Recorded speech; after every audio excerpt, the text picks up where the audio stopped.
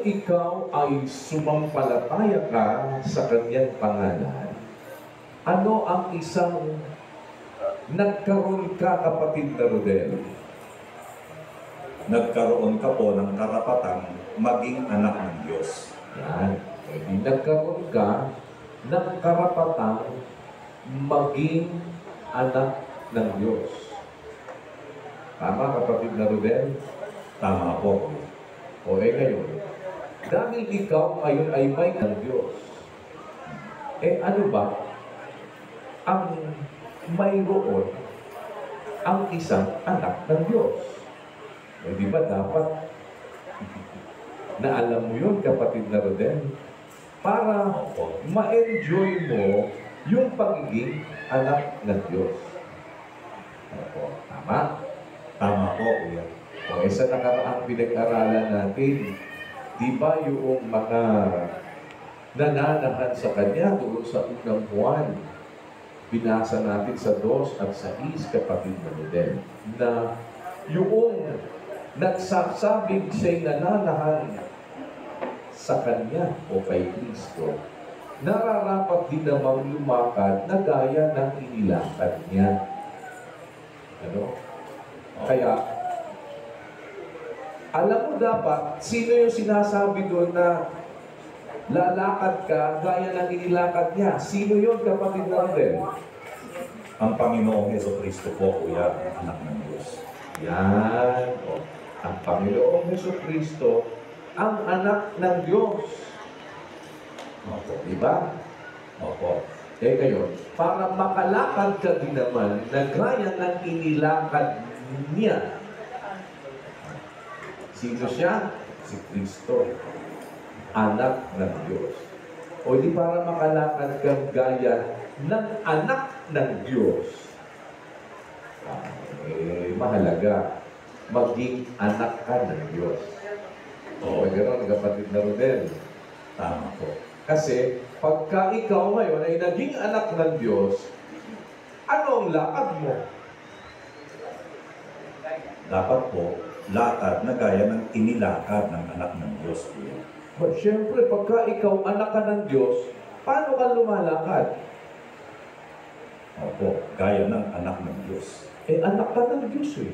Di paglakad ng anak ng Diyos, ang lakad niya, lakad ng anak ng Diyos. Di ba gano'n, kapatid na Rodel?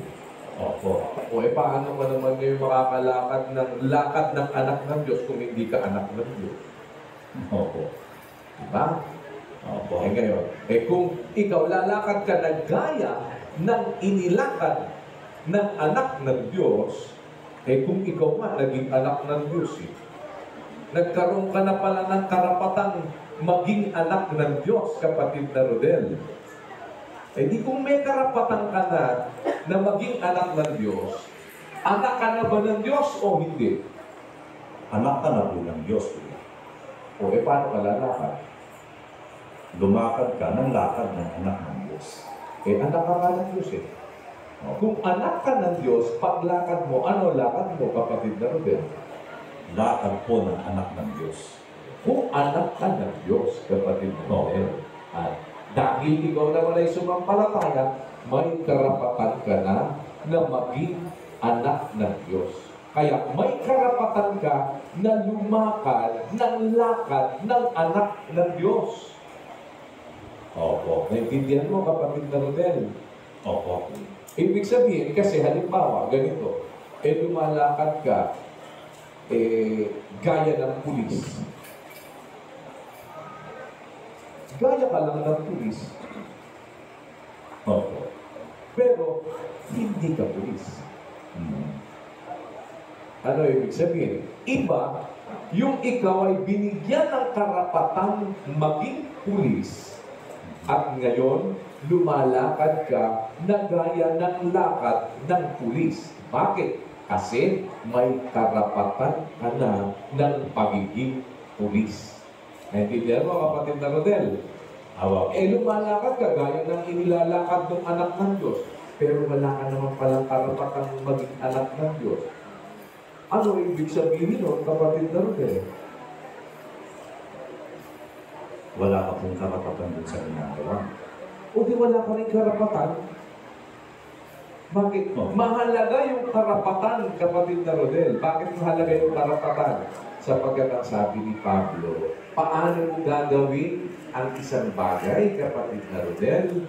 Ang sabi, 14:40 ng unang Korinto, basa tayo. Datapwat gawin ninyong may karapatan at may kaayusan ang lahat ng mga bagay. Hindi dapat pala pagka gagawa ka, gagawin mo, may karapatan. Opo. May kaayusan.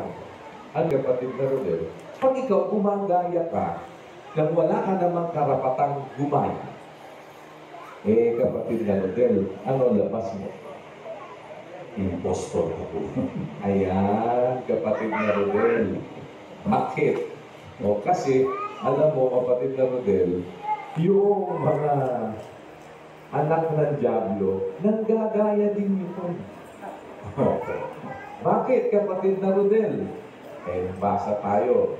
Ikalawang Korinto 11, kapatid na Rodel, at 13. Opo. Sapagkat ang mga gayong tao ay mga bulaang apostol, mga magdarayang manggagawa, na nagpapakunwaring mga apostol ni Kristo. Kapatid na Rodel, pag nagpapakunwari, ano ginagawa nung nagpapakunwari? Di ba ginagaya niya din? Opo, kuya, ginagaya niya. Nagagaya din siya. Mhm. Pero apostol ba ni Kristo? Tuloy. 14. At hindi katakataka, sapagkat si Satanas man ay nagpapakunwaring anghel ng kaliwanagan. Anghel ba talaga ng kaliwanagan, kapatid na Rodel? Hindi po, kuya. Pagka nagpapakunwari, gumagaya ba, kapatid na Rodel? Gumagaya po. Yan. Ano sabi, kapatid na Rodel? 15. Hindi malaking bagay nga na ang kaniyang mga ministro naman ay magpakunwari na waring ministro ng katwiran, na ang kanilang wakas ay masasang-ayon sa kanilang mga gawa. Yan, kapatid na Rodel. O edi, meron pala nagpapakunwari na waring ministro ng katwiran. Nagpapakunwari na waring anghel ng kaliwanagan. Nagpapakunwari na waring apostol ni Kristo. Ay kapag nagpapakunwari, gumagaya ba, kapatid na Rodel? Gumagaya po yun. Yan, kapatid na Rodel. Di ano ibig sabihin? Hindi ibig sabihin, kapatid na Rodel, lahat ng gagaya, tignan mo pagka ikaw, nananahan, dapat nananahan ka kay Kristo, dapat, kapatid na Rodel, ang sabi ni Juan, lalakad ka gaya ng inilakad niya. Tama? Tama po. Meron bang manggagaya? Meron po. Meron. Lahat ba ng manggagaya, kapatid na Rodel? Pwede mo naman sabihin na nanananahan na sa kanya. Hindi po. Bakit? Kasi wala silang karapatan na gumaya. Dahil hindi naman sila binigyan ng karapatan gayahin mo. Ang may karapatan gumaya, kapatid na Rodel, doon sa lakad na inilakad niya, yung binigyan ng karapatan na maging mga anak ng Diyos. Na pag yun, kapatid na Rodel, ang gumaya doon sa lakad na inilakad niya, may karapatan yun. Pero nanggagaya, hindi naman, wala naman palang karapatan. Nagpapakunwari. Bakit? Meron kasi nanggagaya, kaya nanggagaya, nagpapakunwari. Opo. Pinag mo, kapatid na Rodel. Opo, kuya. may nanggagaya, nagpapakunwari. Kaya nga, nagpapanggap eh. Saan ka naman nakakita ng nagpapanggap? Di ba sabi ni Pablo kay Tito, uno, Diyan si Sais, kapatid na Rodel ng Tito, ang sabi, sila ay nagpapanggap na nakikilala nila ang Diyos. O dito, nagpapanggap din. Nakikilala nila ang Diyos. Pero may kaibahan. Bakit? Kasi ikinakaila naman sa pamamagitan ng kanilang mga gawa. O yung ginagawa naman nila ang nagkakaila na hindi totoong nakikilala nila ang Diyos. Pero nagpapanggap silang nakikilala nila ang Diyos. E paano kang magpapanggap na nakikilala mo ang Diyos kung hindi mo gagayahin yung kung paano yung nakakakilala sa Diyos? Oo. Diba? Kaya makikita mo, meron din may dala-dala ng Ebanghelyo. Pero, ang sabi nga, hindi naman ito ibang Ebanghelyo. Diba? Sabi ni Pablo doon sa 1.7 ng Galacia, kundi mayroong ilan na sa inyo'y nagsisiligalig at nag-iibig na pasamain ang Ebanghelyo ni Kristo. Ano ibig sabihin? Ebanghelyo man ang dala, pero pinasama. Opo. Nakita mo, kapatid na Rodel, ano? Opo. Kaya, kung minsan, merong lakad, ginagaya yung lakad ng... Saan ka naman nakakita, kapatid na Rodel? Nagpapanggap na tupa. Lalakad, gaya ng lakad ng... Ano? Diba? Siyempre, meron, pag nagpapanggap ka, papanggap ka na tupa, paano yung lakad ang gagayahin mo? Nakagagayahin kung sino yung nagpapanggap mo. May nagpapanggap siya na si Presidente Ferdinand Marcos. Ginagaya niya. Diba? Paano magsalita si Presidente Ferdinand Marcos? Kaya pag nadinig mo pag nagsalita, ay President Ferdinand Efraim Marcos do hereby declare Presidential Decree 1081 placing the entire country under martial law. Okay? Kasi ginagaya niya di ba? Pag ginagaya mo ang boses ni Marcos, natural, hindi ka magboboses Chiquito. Ginagaya mo nga, boses ni Marcos Sino ba yung gagawin? Boses ni Marcos. Hindi yung boses ni Marcos yung ginagaya mo. Pagka sinabi, ginagaya niya yung boses ni Joseph Estrada. Pag ginaya mo yung boses ni Joseph Estrada, ang tayo. Thank you. Kapag yan. Kamag-kamag-kamag. Dapat hindi ka gagawin. Kapag kumana si Pare-Erap, parang kumana si Pare-Erap. Kapag siya pagkakata, kailangan ba siya Erap? Alam niyo ba yung Pare-Erap? Hindi niyo alam yung Pare-Erap. Dahil na magtiis ng matinding pusa, dahil ang pilit mo ang aming pasinta,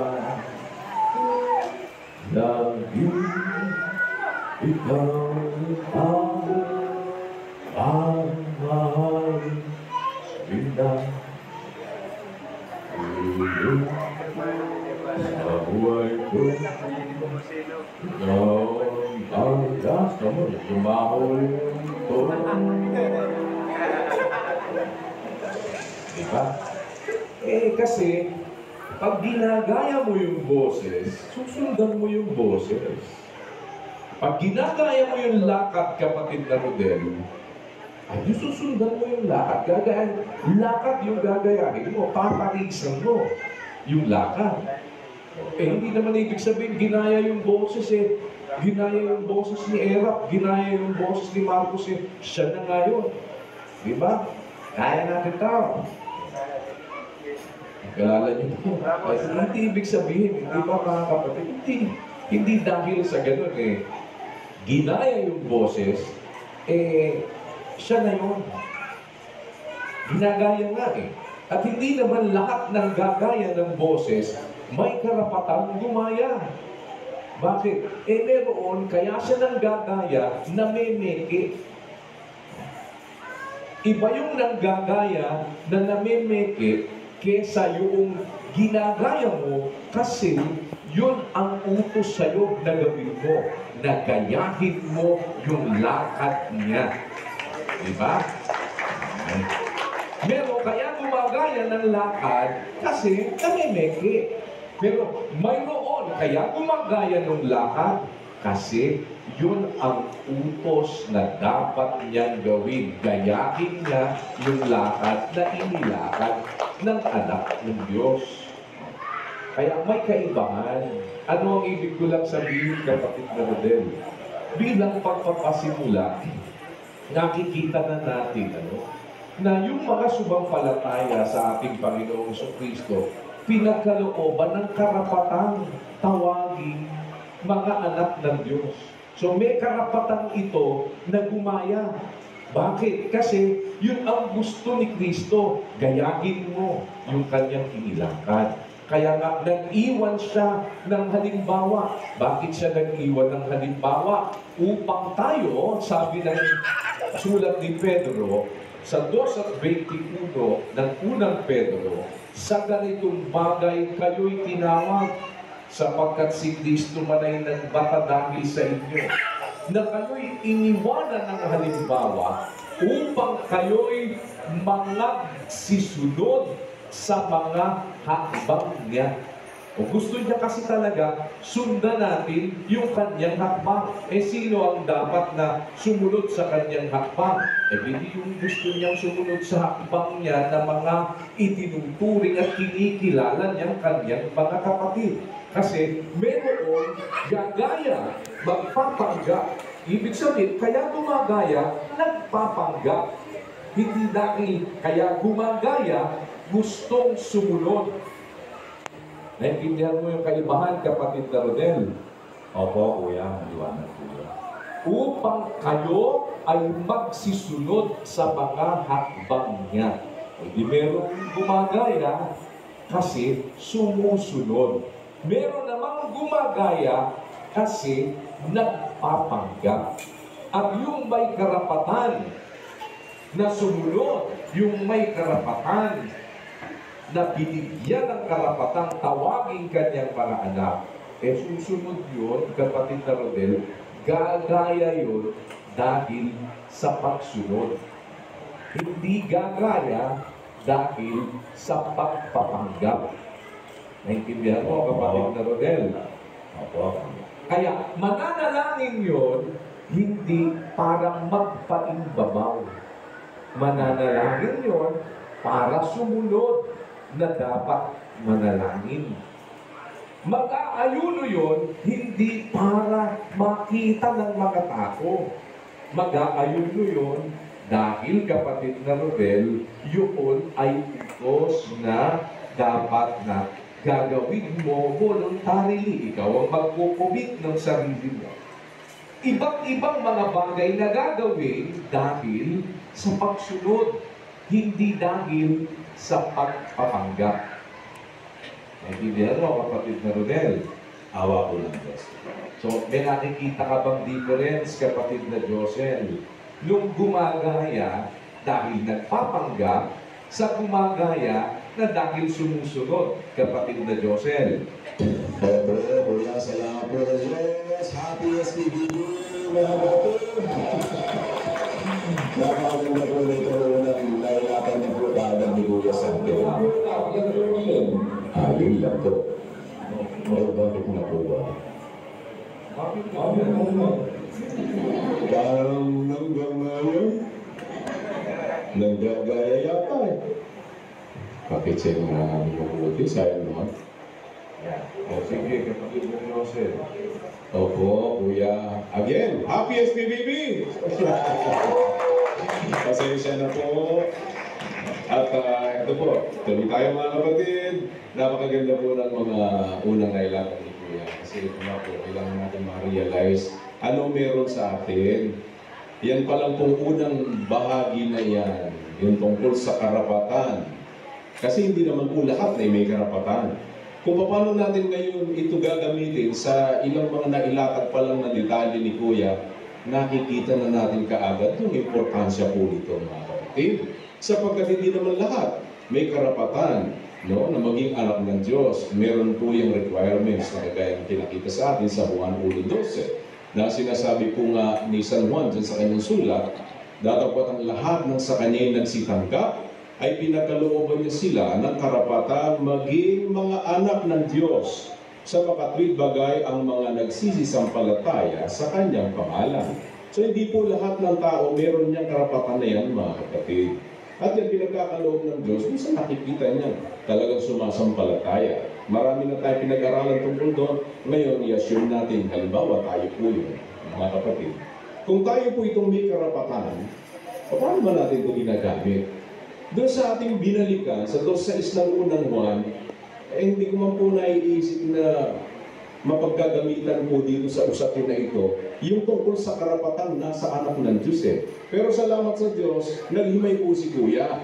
Ang nagsasabing siya'y nananahan sa Kanya, ay nararapat din namang lumakad na gaya ng inilakad niya. Eh tayo po, alam na natin ang pinanggalingan niyan, ang panghalip na tinutukoy dyan, na niya, nagagayahin natin ang lakad niya, ang Panginoon Jesucristo yun eh, yung matuwid na anak ng Diyos, yung Kristo ng Diyos, doon sa 2:1 na matuwid.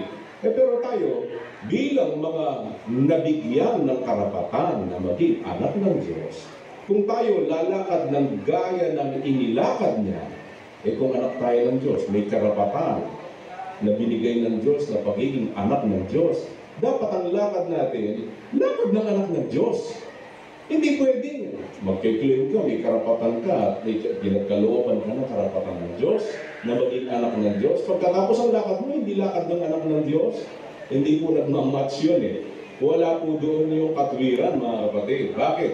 Kasi maging sa lahat ng gagawin natin dapat nasa karapatan. Unang Korinto 14:40, sinasabi po ni San Pablo, dapat gawin ninyong may karapatan at may kaayusan ang lahat ng mga bagay.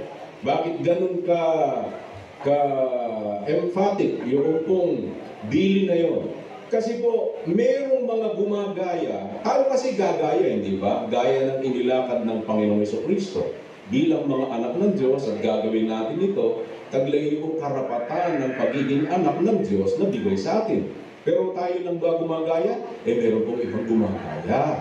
11:13, 14 at 15 na ikalawang Korinto, pinakita ni Pablo. Ito mga ito, definitely walang karapatan. Bakit po? Sapagkat ang mga gayong tao ay mga bulaang apostol. Eh, agad na nakikita mo na bulaang. Hindi ito siguradong sa Diyos. Mga magdarayang manggagawa, yun pa, lalo pa, na nagpapakunwaring mga apostol ni Kristo. Yung nagpapakunwari, pinapansin ni Kuya eh, paano ba yung pagpapakunwari? Hindi ba gumagaya? Oo nga eh, no? Kasi hindi naman pwedeng magpapakunwari nang hindi naman gumagaya. Kaya nga nagpapakunwari, yan po ay gumagaya. At yan po, kung nagpapakunwari ng mga apostol ni Kristo, yan po yung mga yan eh, walang karapatan yan. Mga bulang apostol at magdarayang manggagawa, ano pa sabi sa 14? At hindi katakataka, sapagkat si Satanas man ay nagpapakunwaring anghel ng kaliwanagan, nanggagaya rin. Nagpapakunwari sa 15. Hindi malaking bagay nga na ang kanyang mga ministro naman ay magpakunwari, manggaya na waring ministro ng katwiran. Yung ministro talaga ng katwiran, hindi nanggagaya yon dahil nagpapakunwari.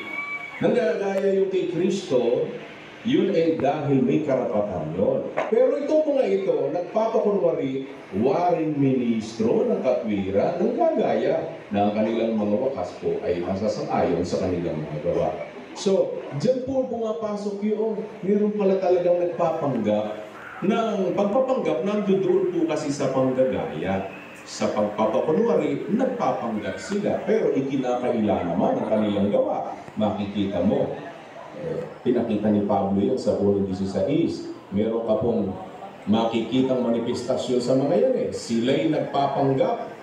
Yung pagpapakunwari, parehas po eh, sino ni pagpapanggap eh. Kaya nagpapanggap, kaya nagpapakunwari, gumagaya yan. Sila'y nagpapanggap na nakikilala nila ang Diyos, ngunit ikinakaila sa pamamagitan ng kanilang mga gawa. Ayan po yan. Kaya dalawang bagay ang makikita natin kaagad, may demarcation mga kapatid. Tayo, sa tulong ng Diyos, talagang sinisikap nating manggaya. Hindi dahil nagpapanggap tayo, nagpapakunwari tayo. Ginagaya natin yung lakad ng Panginoon sa Kristo. Dapat kasi lumakad tayo gaya ng inilakad niya. At kung mo tayo binigyan ng karapatan ng pagiging anak ng Diyos, abay kinakailangan manglakad natin, lakad ng anak ng Diyos. Hindi mo magagawa yun kung hindi ka naman anak ng Diyos eh. Kung hindi ka anak ng Diyos, gumagaya ka, isa lang kahuhulugan mo. Di nagpapanggap ka, papakunwarin ka, wala kang karapatan. Pero may karapatan ka, makikita mo yung paglakad mo. Nandun po sa sinasabing, kumbaga po, parameters noong pagiging anak ng Diyos. Kapatid Yung na pagsunod natin. kasi iba yung gumagaya na nagpapanggap. Ibig sabihin, hindi naman talaga gaya. Nagpapanggap lang. Nagpapakunwari lang. Hindi naman talaga. Hindi naman totoo. Diba, sabihin mo, lumalakad ka ba na gaya ng inilakad niya? Nagpapakunwari, nagpapanggap na lumalakad na gaya ng inilakad niya. Pero nagpapakunwari nga eh. Nagpapanggap nga eh. Ano ibig sabihin? Hindi naman talaga lumalakad nung gaya ng inilakad niya. Nasasakyan mo ba, kapatid na Rodel? Kaya nga, nagpapanggap. Pero ikinakaila sa pamamagitan ng kanilang mga gawa. O hindi ano ibig sabihin? Pinapakilala na ang lakad na ginagawa, ang lakad na inilalakad nila, yung lakad na inilakad ni Kristo, nung anak ng Diyos. Pero dahil nagpapanggap nga, hindi totoo. Hindi talagang gaya. Kasi kung gaya talaga, noong inilakad ni Kristo, yun nga yun eh. Ganun nga dapat mong gawin eh. Pero iba yung nagpapanggap lang. Para panalangin. Panalangin din, kapatid na Rodel. Pero paimbabaw. O hindi yun talaga. Hindi talaga yung inilakad ni Kristo. Pero merong pagpapakunwari. Gaya. Pero pagpapanggap. Gumagaya din, pero nagpapanggap. Hindi gumagaya na talagang tumutulan. In the real sense, noong paggaya. Kung hindi nagpapanggap lang, hindi talagang gaya. Parang ganito, kapatid na Rodel. Gumawa ka ng peking pera. Ginaya mo. Pero hindi talagang gaya. Ang gaya talaga, dapat kung ano yung papel, kung saan, yung lahat ng authenticity niya nandyan. Yun talaga ang gaya. Iba yung peke, iba yung panggap. Ginaya na nagpanggap. Natural, pag halimbawa, gagawa ka, yung authentic na gagawin mo, gagayahin mo yung authenticity mo. Diba? Kailangan mo ng authenticity. Kaya nga kailangan yung karapatan. Halimbawa, magpiprint ka ng pera. May authority ka na mag-print ng pera. Gagayahin mo kung ano yung ipinrint yung may authority. At kasama dun sa ipinrint mo, yung authority, kapatid na Rodel. Kaya kailangan mo yung karapatan. Bakit? Kasi kapag kaya, walang authenticity noong mismong nagbibigay ng authority, peke yan ginagawa. Naintindihan mo, kapatid na Rodel? Ang karamihan ng peke, akala mo lang gaya talaga.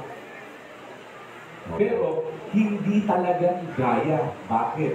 Kasi nga, iba yung papel. Naintindihan mo?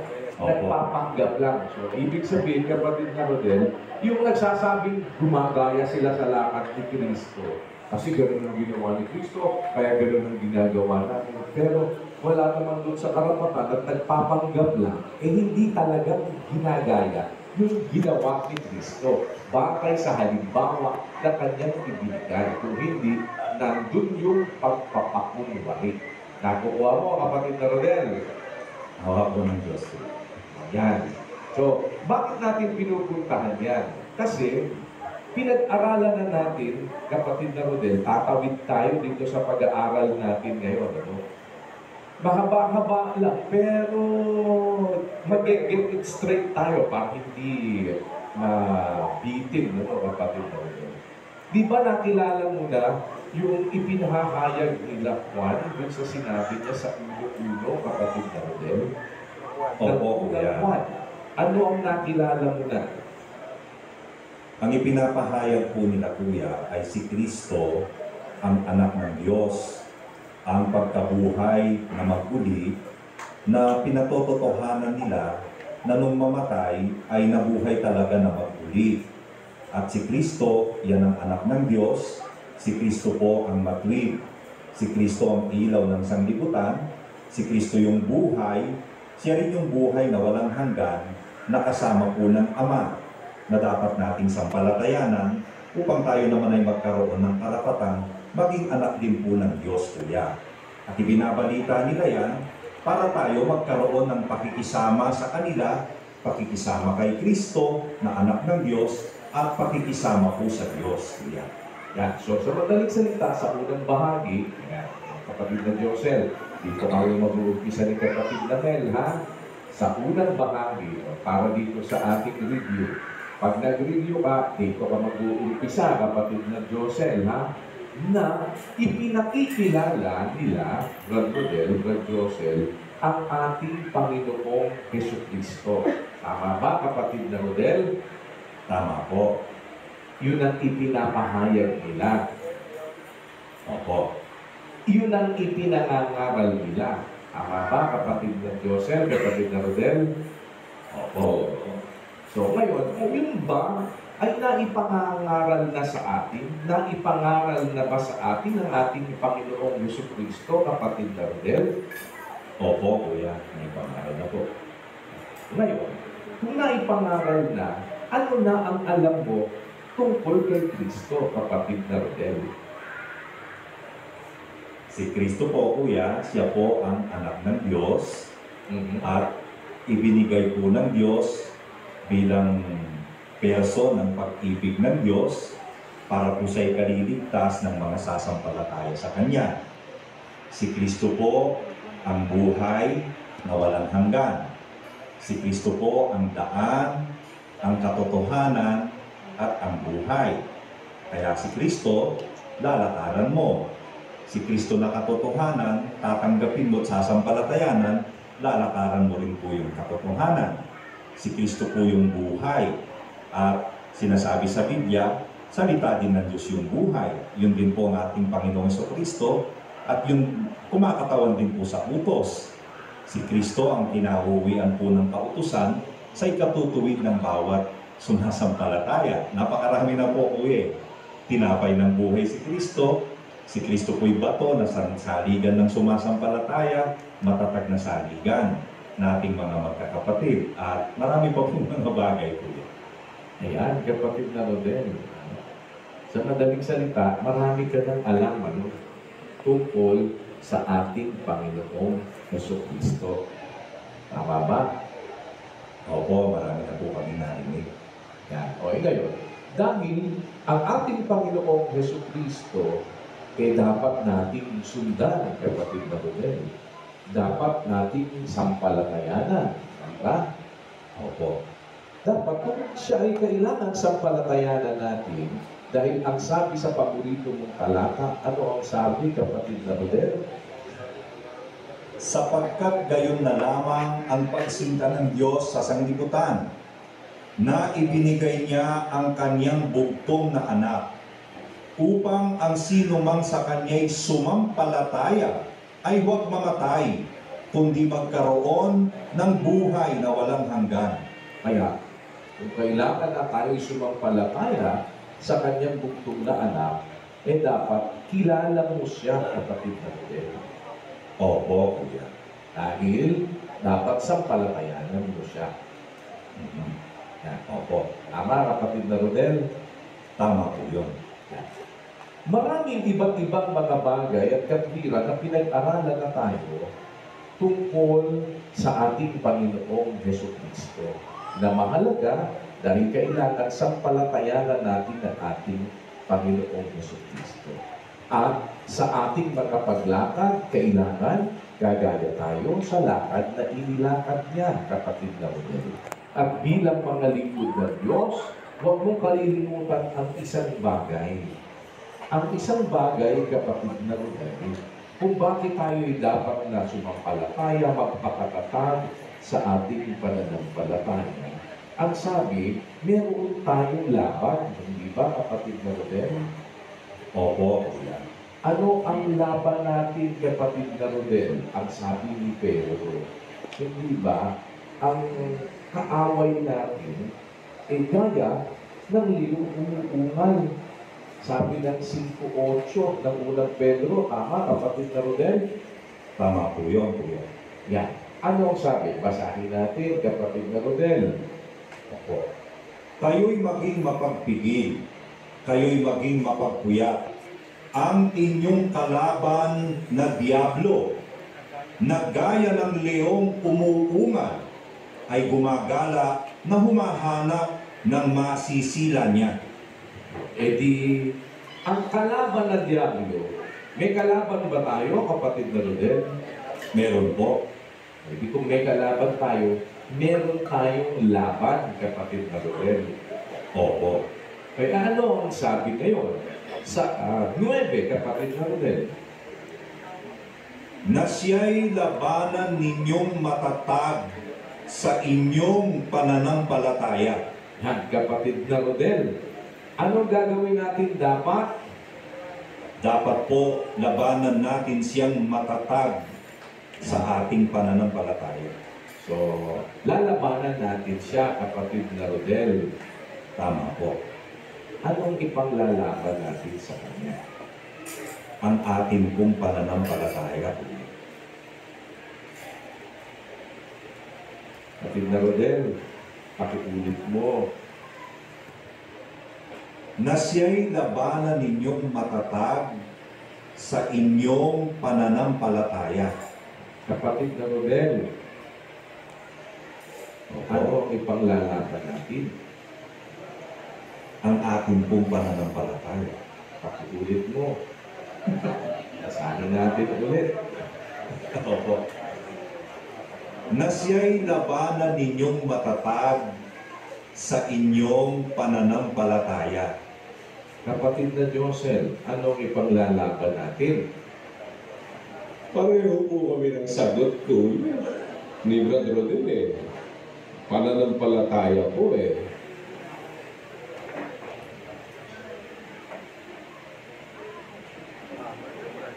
Basahin mo ulit, kapatid na Josel. Na siya'y labanan ninyong matatag sa inyong pananampalataya. Lalabanan siyang matatag. Lalabanan siyang matatag Sa inyong pananampalataya. So, ang tanong, ano? Hindi saan. Matatag. Oo nga po. Kung ang sagot mo, kapatid na Rodel, sa una, ano ay panglalaban? Ang pananampalataya po natin, kuya. Yun ang sagot ko. Dun sa tanong na ano ang ipanglalaban. Opo. Sa tanong naman na, saan mo lalabanan? Yun. Ang sagot. Matatag. Jose. Natawa-tawa ka eh. Parang nililid tayo ni Kuya eh. Hindi, Kasi siya. tinatanong ko lang muna kayo, kapatid ko Joseph. Kasi, kung mag-uusap tayo, siya'y labanan ninyong matatag ng inyong pananampalataya. Ganun ba, kapatid na Rodel, ang nakalagay? Hindi po, kuya. Oo nga po eh. Hindi ganun. Di ba, no? Oo. Bakit, kapatid na Rodel? Kasi, may laban tayo. Tama? O ngayon, sa pakikipaglaban, dapat malaman natin, ano ba itong laban natin na ito, no? Kasi pagka hindi mo alam kung anong laban, ay Rodel, baka magkaroon ka ng problema. Ang laban pala perdigana. Alam mo ba yung perdigana, kapatid na doon sa dama, no? Sino nakakaalam sa inyo perdigana? Ayan, alam nila yung perdigana. Yung perdigana, pag naglalaro ng dama, ay kung sino yung unang maubos ang kanyang pitsa, yun ang panalo. Pero yung dama naman, kung sino yung unang maubos ang pitsa, talo. Opo. Baka mamaya, kain ka ng kain, tuwang-tuwa ka, kain ka ng kain, kapatid na Rodel, ang laban pala, perdigana. Opo. Bandang huli, talo ka. Bakit? Ang laban, perdigana kumain ka ng kumain dapat, ikaw ang magpakain ng magpakain pagka perdigana ang laban. Naintindihan mo, kapatid na Rodel. Opo, kuya. Kaya, mahalaga, alam mo kung ano ang laban. Opo. Diba? O ano ba yung ibig sabihin? May laban tayo Ano ang laban natin? Kayo'y maging mapagpigil, kayo'y maging mapagkuya, ang inyong kalaban na dyablo. Pwede may kalaban tayo. Sino ang kalaban natin? Ang dyablo. Gumagala, umahanap ng masisila niya, na siya'y labanan ninyong matatag. Di lalabanan natin matatag, kapatid na Rodel. Opo. Kaya tinatanong natin ngayon, ano ang ipanglalaban natin? Bakit? Mahalaga kasi, alam mo yung laban para alam mo kung paano kang makikipaglaban at ano ang ipanglalaban mo. Bakit? Pupunta tayo sa sulat, kapatid na Rodel, ni Pablo. Puntahan mo ang ikalawang ikalawang Korinto 10:4, kapatid na Rodel. Sapagkat ang mga sandata ng aming pakikilaban ay hindi ukol sa laman. Yan, kapatid na Rodel, hinto ka lang muna sandali. Ano yung sandata ng ating pakikilaban? Hindi po ukol sa laman. O ano ang ibig sabihin? Kung ang mga sandata ng ating pakikilaban ay hindi ukol sa laman, ang ibig sabihin, ang sandata ng ating pakikilaban ay ukol sa Espiritu. O kasi hindi ukol sa laman Opo. Kapatid na Rodel. Opo. So, ano ibig sabihin? Ang pakikipaglaban natin, hindi rin ukol sa laman. Tama po. Tama ba talaga yon? At pinatutunayan ba talaga ng Biblia yon? Basa tayo, kapatid na Rodel, sa 6:12 ng Efeso. Opo. Sapagkat ang ating pakikibaka ay hindi laban sa laman at dugo. Kaya, kapatid na Rodel, maliwanag naman pala talaga ang ating pakikipagbaka hindi laban sa laman at dugo. O hindi pala talaga laban ng laman at dugo ang ating pinag-uusapan. Kundi, ano ang laban, kapatid na Rodel? Laban sa mga pangunuan. Laban sa mga kapangyarihan. Laban sa mga namamahala ng kadiliman ito sa sanglibutan.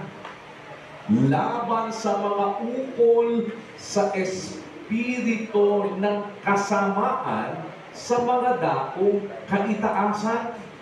Kapatid na Rodel, ang laban pala natin, laban ukol sa espiritu. Tama, kapatid na Rodel? Tama po. Ngayon, kung ang ating laban ay laban ukol sa espiritu at hindi ukol sa laman, ang ating sandata, ano dapat, kapatid na Rodel? Dapat po, ukol din sa espiritu at hindi ukol sa laman. Yan, very good, kapatid na Rodel. Ano ating ipaglalaban? Sa laban ba, kapatid na Rodel? Ano ba ang ipinaglalaban mo? Hindi ba yung sandata? Tama po. Tama? Opo. O ano ang sandata natin, kapatid na Rodel? Ang mga sandata ng aming pakikilaban, hindi ukol sa laman. O bakit mahalaga po maintindihan natin ito, mga kapatid? Kasi may laban tayo. Para huwag tayong matalo sa laban, dapat alam natin kung ano ang laban. Ang laban, hindi ukol sa laman. Ang pakikipagbaka, hindi ukol sa laman. Kaya ang sandata ng aming pakikilaban, ang sabi ni Pablo, ay hindi ukol sa laman.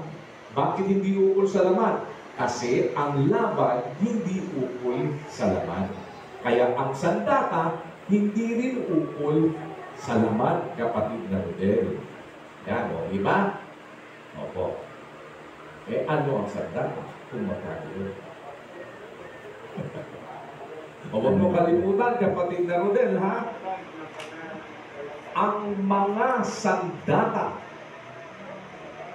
hindi yan isa lang, kapatid na Rodel. Mga sandata ng ating pakikilaban. Ukol yan, kapatid na Rodel, sa espiritu. Na ito, may kapangyarihang gumiba, kapatid na Rodel, ng mga kuta. At gumigiba ng mga maling haka.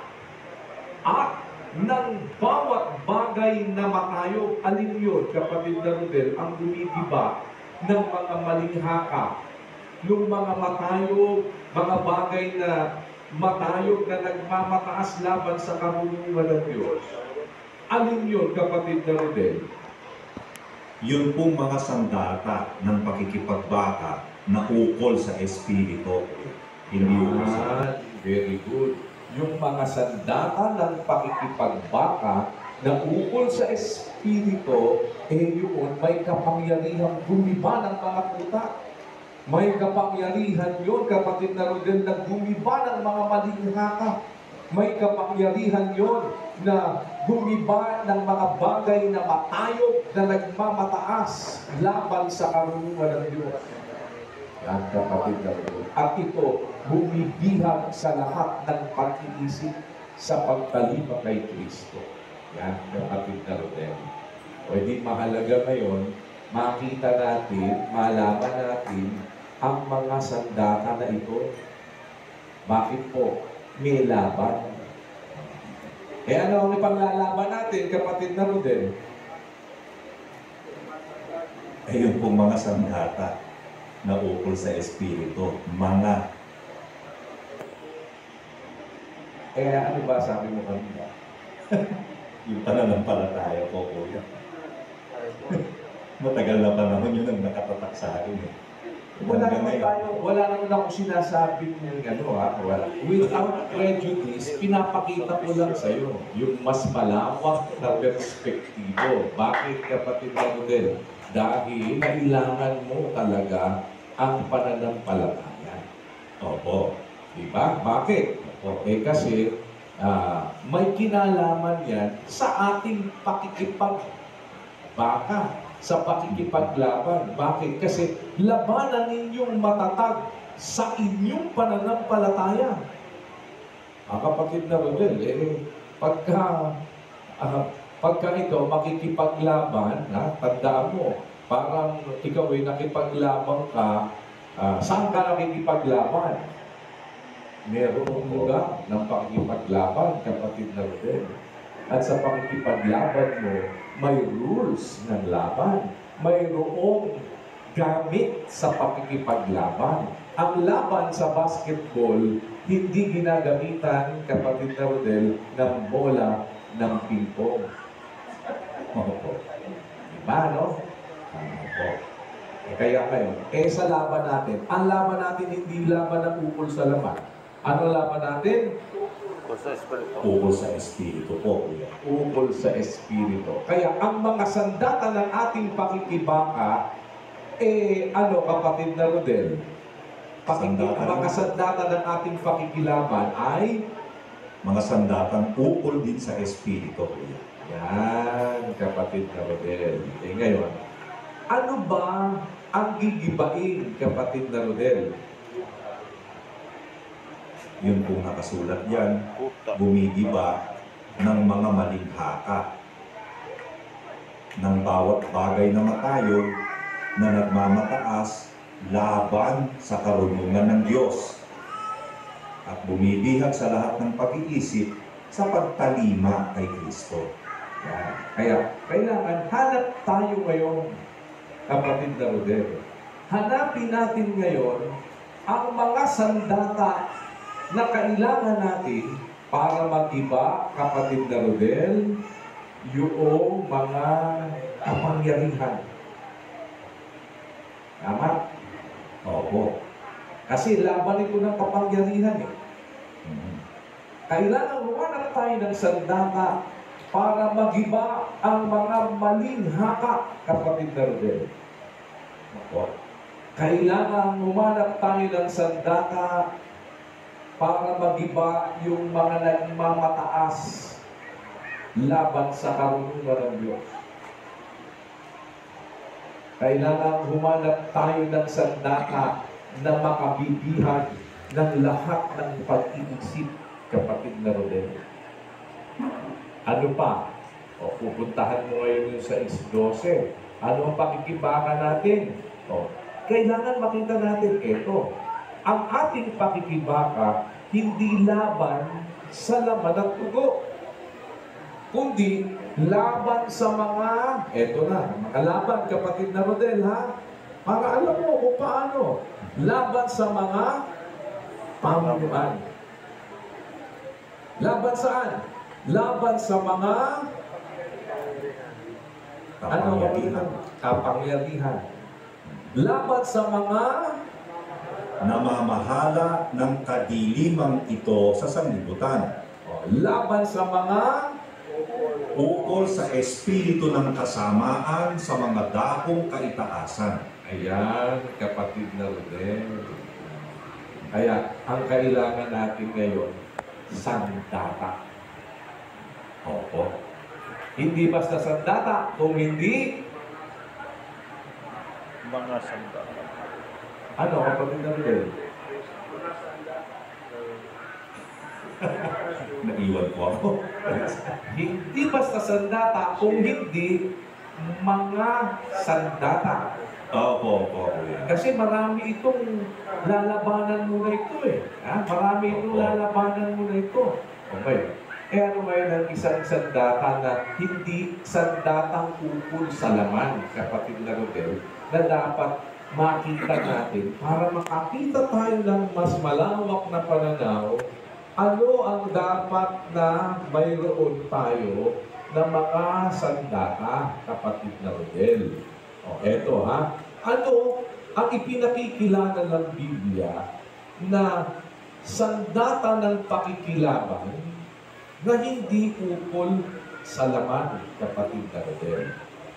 Basa tayo Punta tayo saglit. Puntahan mo ang Ikalawang Korinto, 6:7. Opo. Sa salita ng katotohanan, sa kapangyarihan ng Diyos, sa pamamagitan ng mga sandata ng katwiran sa kanan at sa kaliwa. Kapatid na Rodel, yung mga sandata ba ng katwiran, yun ba'y ukol sa laman o ukol Hindi. sa espiritu? Ukol po yan sa espiritu. Pwede may nakita ka na, kapatid na Rodel, Opo. na ano? Mga sandata po, ibig sabihin gamit yan sa pakikipaglaban. Mga sandata ng katwiran sa kanan at sa kaliwa, sabi ni Pablo. Yan, kapatid na Rodel. Ngayon, dito tayo ngayon. Puntahan natin. Isa-isahin natin, ha? Sa salita ng katotohanan. Kapatid na Rodel, Opo. sa salita ng katotohanan.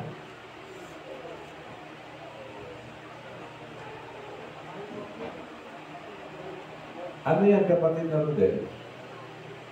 Salita po ng katotohanan, salita ng Diyos yan, espiritu po yan. Sa salita ng katotohanan. Talaga naman, yung salita ng Diyos, katotohanan, di ba? Asa, 17 ng Juan. Pakabanalin mo sila sa katotohanan, ang salita mo'y katotohanan. Kapatid na Rodel. Yung salita ng Diyos na katotohanan, sandata ba o hindi? Sandata po yan, kuya. Basa, kapatid na Rodel, sa 6:17 ng Efeso. Opo. At magsikuha rin naman kayo ng turbante ng kaligtasan at ng taba ng espiritu na siyang salita ng Diyos. Kapatid na Rodel, ano yung salita ng Diyos? Tabak po yan ng espiritu. Hindi tabak ng laman, na ukol sa laman. Hindi po. Ano yon? Tabak ng espiritu. Ng espiritu na siyang salita ng Diyos. Tanong, yung tabak ba, kapatid na Rodel, sandata o hindi? Sandata po. Kung sandata yung tabak, at hindi naman tabak na ukol sa laman, kundi tabak ng espiritu o ukol sa espiritu na siyang salita ng Diyos.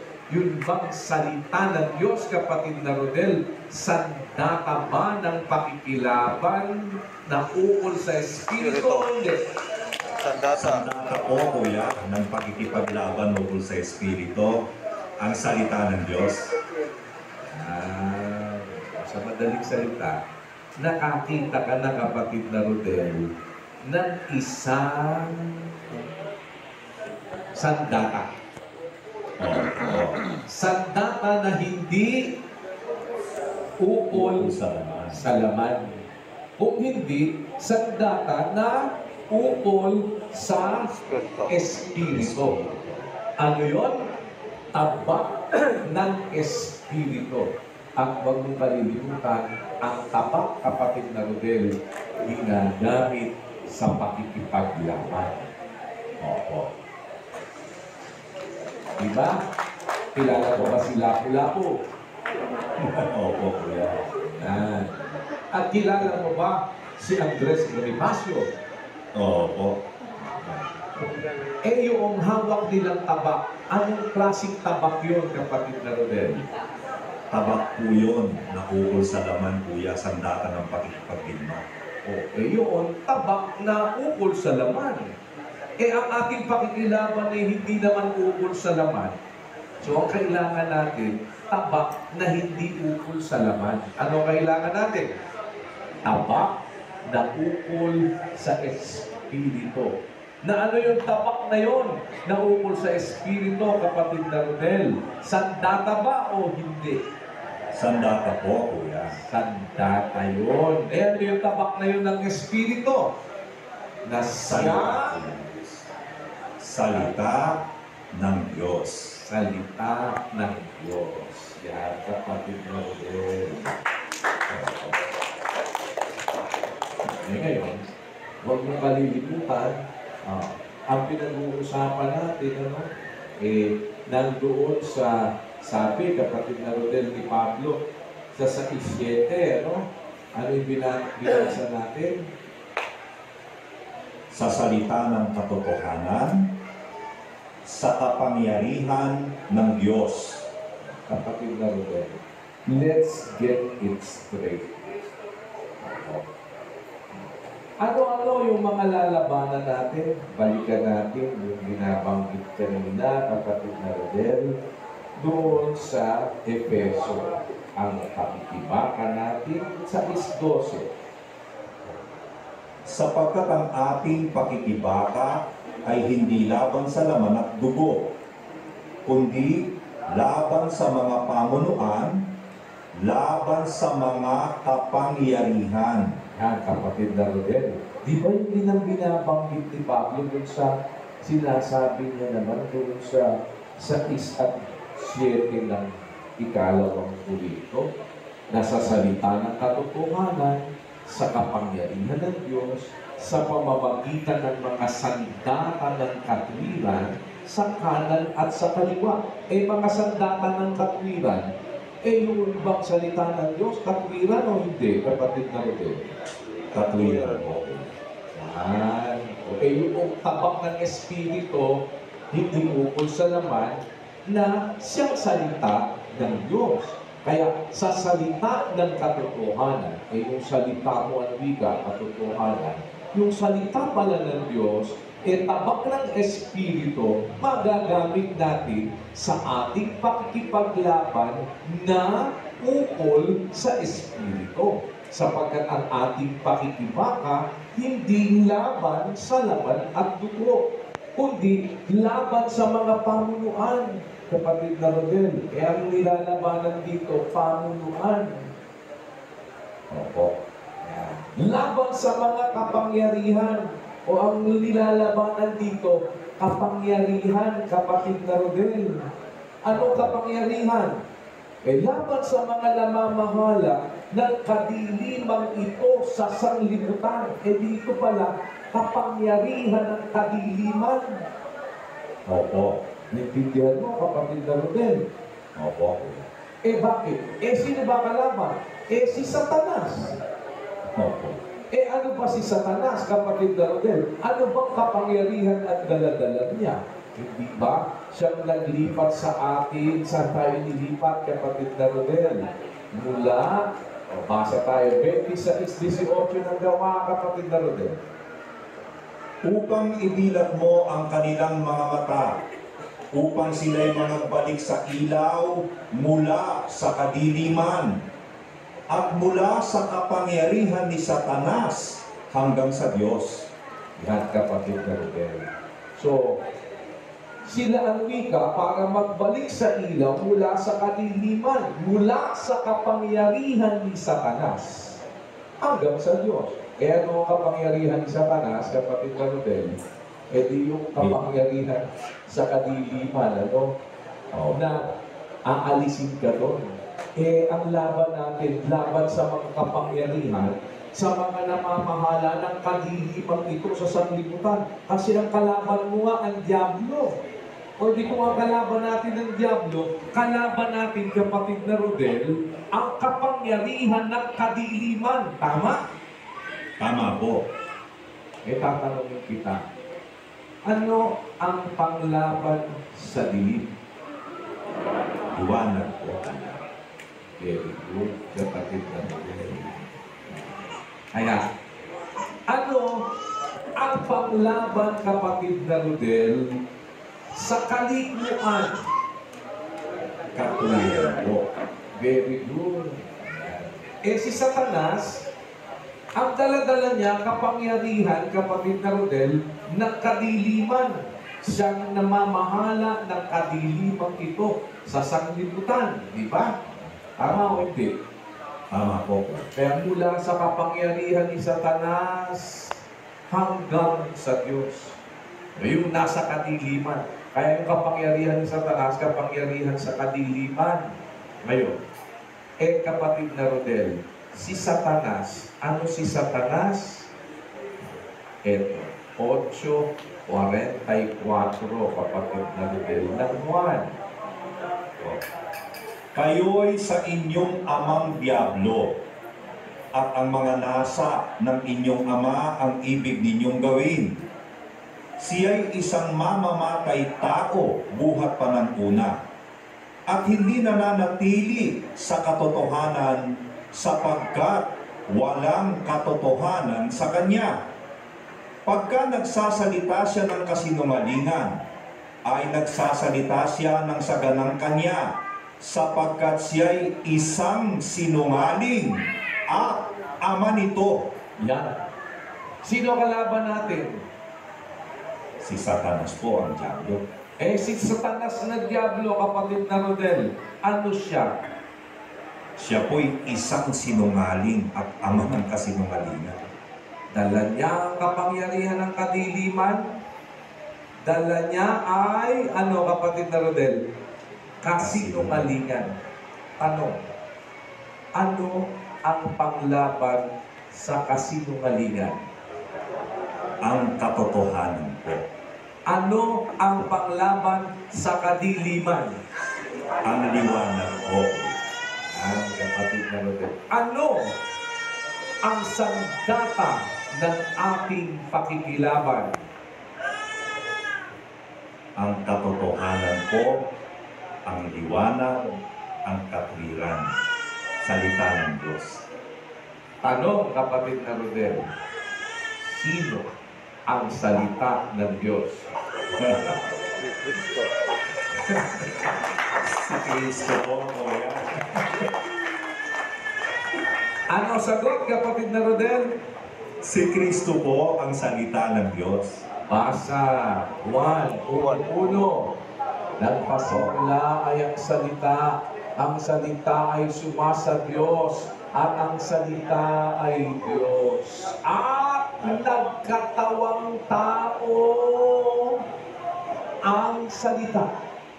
Tumahan sa gitna natin.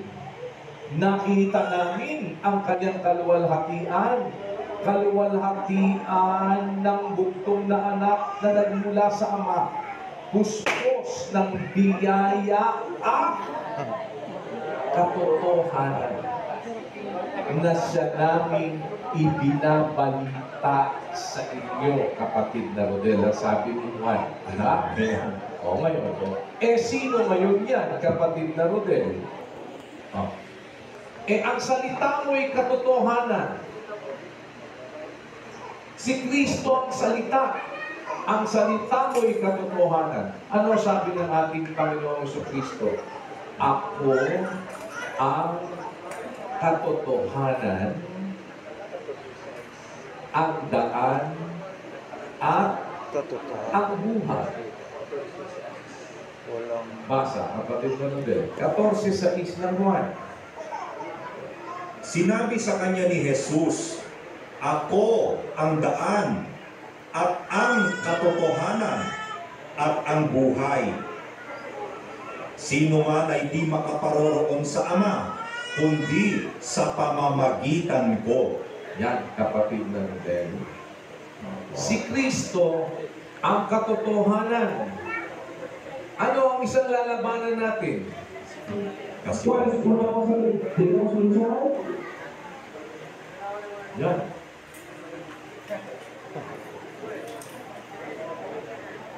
Meron bang ibang nagte-text dito? Saan ang galing yun? Anong pakikibaka ba yun? Anong karapatan?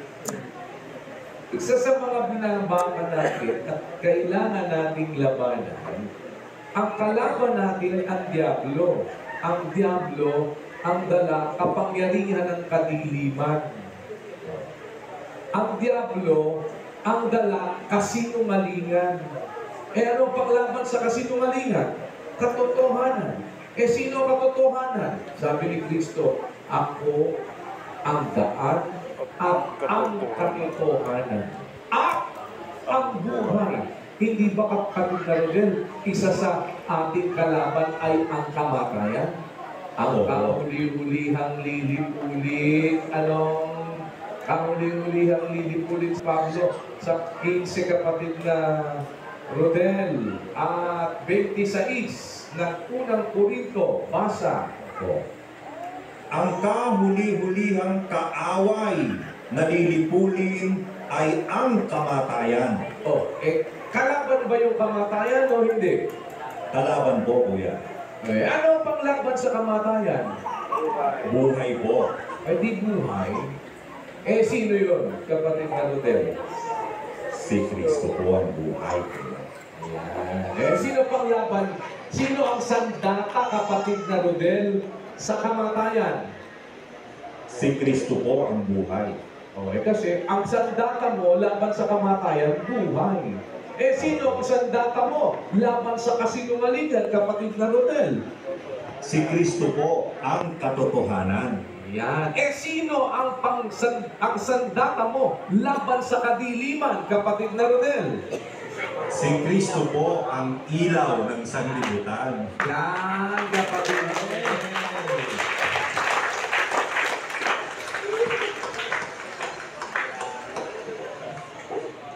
Kaya, si Kristo ang kinauuwian ng mga sandata ng ating pagkakalaban. Opo. Bakit, kapatid na Rodel? Tignan mo, hindi ba? Kaya, kung si Kristo salita, hindi ba siya yung tabak ng Espiritu na siyang salita ng Diyos? Siya yung salita ng Diyos. Kung si Kristo, ako ang katotohanan at ang buhay, di siya yung panglaban mo sa kasinungalingan at saka sa kamatayan. Sabi niya, ako ang ilaw. Di ba maliwanag naman? 8:12 ng Juan. Ang sabi ng Biblia, ulitin natin. Muli kang nagsalita sa kanila si Jesus na sinasabi, ako ang ilaw ng sanlibutan. Ang sumusunod sa akin, hindi lalakad sa kadiliman. Ano ang panglaban natin sa kadiliman? Di yung ilaw, liwanag. Sino yun? Si Kristo. Dahil sabi niya, ako ang ilaw ng sanlibutan. Ano ibig sabihin, kapatid na Rodel? Pag kailangan mo ng mga sandata ng pakikilaban na ukol sa Espiritu, ang kailangan mo, kapatid na Rodel, si Kristo. Naintindihan mo? Amen. Una sa lahat, kapatid na Rodel, dapat maintindihan natin 3:27 ng Galacia. Basa tayo, kapatid na Rodel. Opo. Sapagkat ang lahat na sa inyo ay binautismuhan kay Kristo, ay ibinihis si Kristo. Yan, kapatid na Rodel. Already, ibinihis mo pala si Kristo. Ano si Kristo? Sandata po. Para kabihis sa'yo, may panglaban ka, kapatid na Rodel, sa dilim. Amen. Pag nakabihis sa'yo si Kristo, may panglaban ka, kapatid na Rodel, sa kasinungalingan. Opo. Di ba, kapatid na Rodel? Opo. Pagka nakabihis sa'yo si Kristo, may panglaban ka sa mga kapangyarihan ng kaaway, kapatid na Rodel. Bakit? Kasi, di ba, ang sabi, yung ang ating sandata ng pakikibaka o pakikilaban, itong sandata na ito, sabi ni Pablo sa mga taga-Corinto, may kapangyarihang gumiba ng mga tuta na gumigibak ng mga maling haka. at ng bawat bagay na matayo na nagmamataas laban sa karunungan ng Diyos. O sino ba ang karunungan ng Diyos, kapatid na Rodel? Si Kristo po yun, kuya. Okay, yung mga nagmamataas laban sa karunungan ng Diyos, siya yung karunungan ng Diyos eh. Na bumibihag sa lahat ng pag-iisip. O ano ba ang dapat na mataglay natin? Hindi ba? Ang sabi, nasa atin ang pag-iisip ni Kristo. Amen. Sino ang wika sa 2:16 ng unang Korinto? Ang nakakakilala ng pag-iisip ng Panginoon upang siya'y turuan niya. Datapwat nasa atin ang pag-iisip ni Kristo. Kaya kapatid na Rodel, huwag mong kalilimutan, si Kristo, sabi sa 1:24 ng unang Korinto, ano? Basa, kapatid na Rodel. Ngunit sa kanila na mga tinawag, maging mga Hudyo at mga Griego, si Kristo ang kapangyarihan ng Diyos at ang karunungan ng Diyos. Iyan, kapatid na Rodel. Si Kristo, kapangyarihan ng Diyos. Eh kung si Kristo kapangyarihan ng Diyos, may kapangyarihan ba yung gumiba ng lahat ng mga puta o yung wala? Amen po. Kapangyarihan nga siya ng Diyos eh. Oo. Diba? Oo. Kaya ano pa ang isang nilalabanan natin, kapatid na Rodel? Basa 5:17 ng Efeso. Basa, kapatid na Rodel. O. Kaya, huwag kayong maging mga mangmang. Kapatid na Rodel, dapat mamangmang ka? Hindi po. O hindi dapat labanan mo ang kamangmangan? Opo. Ano ang panglaban sa kamangmangan? Karunungan po. Karunungan. Si Kristo ang karunungan ng Diyos. Kaya, sandata mo din siya laban sa kamangmangan. Tama o hindi? Tama po. Kaya kapatid na Rodel, kapag ka meron kang Kristo sa buhay, ibinihis mo si Kristo, mayroon kang sandata na ukol sa Espiritu. Anong klase siyang sandata? Sandata siya, kapatid na Rodel, na yaan yung ano ba tawag nila doon sa all-in-one. Opo. Bakit? Mga sandata yan ng ating pakikilaban na hindi ukol sa laman. Bakit all-in-one? Siya yung kapangyarihan ng Diyos. Di ba? Siya yung ilaw. Siya yung katotohanan. Lalabanan mo kasinungalingan. Panlaban mo sa kasinungalingan, katotohanan. Siya yun. Paglaban mo sa kadiliman, ilaw, liwanag. Siya yun. Ako ang ilaw. Ang sabi niya, kapatid na Rodel. Paglaban mo dun sa mga nagmamataas na pag-iisip. Di kaisipan din, kapatid na Rodel. Anong klaseng kaisipan? Di pa kaisipan ni Kristo. Di si Kristo, yung kapangyarihan ng Diyos, karunungan ng Diyos. Lalabanan mo yung kamangmangan, kailangan mo ng karunungan. Si Kristo, karunungan ng Diyos. Di panglaban sa kamangmangan si Kristo. Kaya anumang klase ng sandata ang kailangan mo na ukol sa Espiritu, na kay Kristo lahat yun.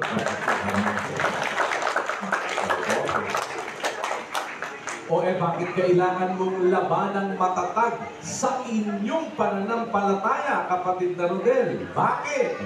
Basa 13:5, ikalawang Korinto. Basa, kapatid na Rodel. Siyasatin ninyo ang inyong sarili Kung kung kayo'y nangasa pananampalataya. Nasaan, kapatid na Rodel?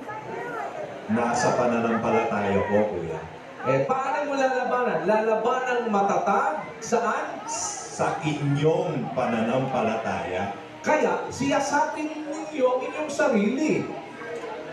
Na ano? Kung kayo, Nangasa pananampalataya. bakit? Kasi lalaban kang matatag eh. Saan ka lalabang matatag? Sa inyong pananampalataya. Kaya siyasatin nyo ang inyong sarili. Kung kayo'y nangasa pananampalataya, nasa pananampalataya ka ba? Bakit? Kasi kung nasa pananampalataya ka, hindi ba galing nalalaman na sagan ng inyong sarili na si Hesus Kristo na sandata mo sa kadiliman, sandata mo sa kasinungalingan, salita ng Diyos, kapangyarihan ng Diyos, karunungan ng Diyos, nasa inyo. Kailan?